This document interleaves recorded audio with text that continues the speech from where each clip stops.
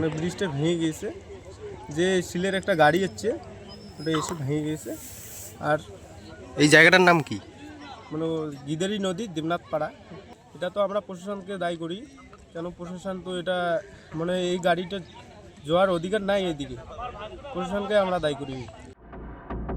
কোচবিহারের শীতলকুচি লালবাজার গ্রাম পঞ্চায়েতের 12 মাসি এলাকায় মালবাহী ডাম্পারের ভারে ভেঙে পড়ল গিরিধারী সেতু। এলাকায় উত্তেজনা ছড়িয়েছে। স্থানীয় সূত্রে জানা যায়, এদিন সকালে একটি ডাম্পার শীতলকুচি থেকে সিতাইয়ের উদ্দেশ্যে যাচ্ছিল। ব্রিজে ওঠার মুখে আচমকাই ভেঙে পড়ে সেতুটি। স্থানীয়রা জানান, দীর্ঘদিন ধরেই পুরনো সেতু দুর্বল হয়ে পড়েছিল। সেতুটি দীর্ঘদিন ধরেই ছিল জরাজীর্ণ অবস্থায়। একাধিকবার সংস্কারের দাবি জানানো হলেও বিষয়টি গুরুত্ব দিয়ে দেখা হয়নি। মানে ব্রিজটা ভেঙে গিয়েছে, যে সিলের একটা গাড়ি হচ্ছে ওটা এসে ভেঙে গিয়েছে। আর এই জায়গাটার নাম কি? মানে গিদারি নদী, দেবনাথ পাড়া। এই রাস্তাটা কত দূর যায়, কোথায় যায়? এই রাস্তাটা এইদিকে দিয়ে হরিণকুচি বাজার দিয়ে যায়, নয়া বাজার দিয়ে হরিণকুচি বাজার, সিতাই পর্যন্ত। আচ্ছা, এই যে মানে কাকে দায়ী করছেন, কেন ভাঙলো এটা?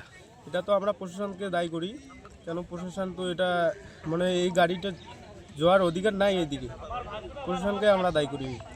এই কয়েকদিন আগেই তো এই রাস্তাটা সংস্কার হলো, এখন রাস্তা ব্রিজটা ভেঙে গেল। এখন কিভাবে যাতায়াত করবেন আপনারা? ওটাই তো প্রশাসনকে বলতে মানে জানাতে হবে জিনিসটা, এই গাড়িটা এদিকে চলার অধিকার নাই, তারপরে এই গাড়িটা এদিকে যাচ্ছে। তাহলে আপনারা কি চাইছেন এখন?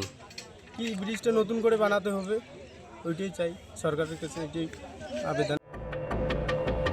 এদিন সকালে ভারী পাথর বোঝাই ডাম্পারটি সেতু পার হওয়ার সময় বিকট শব্দে একটি বড় অংশ নদীতে তলিয়ে যায়। অল্পের জন্য বড়সড় দুর্ঘটনা এড়ানো সম্ভব হয়েছে। চালক দ্রুত গাড়ি থেকে নেমে পড়ায় প্রাণহানির ঘটনা ঘটেনি বলেই জানা গেছে, তবে ডাম্পারটি আংশিক ক্ষতিগ্রস্ত হয়েছে। ঘটনার পর থেকেই সেতু দিয়ে যান চলাচল সম্পূর্ণ বন্ধ করে দেওয়া হয়। নতুন বাজার সংলগ্ন এলাকার মানুষের যাতায়াতে চরম ভোগান্তি শুরু হয়েছে। স্থানীয় প্রশাসনের পক্ষ থেকে ঘটনাস্থলে পৌঁছে পরিস্থিতি খতিয়ে দেখা হচ্ছে। দ্রুত বিকল্প রাস্তা এবং নতুন সেতু নির্মাণের দাবিতে সরব হয়েছেন এলাকাবাসী। টাইমস নাও খবর।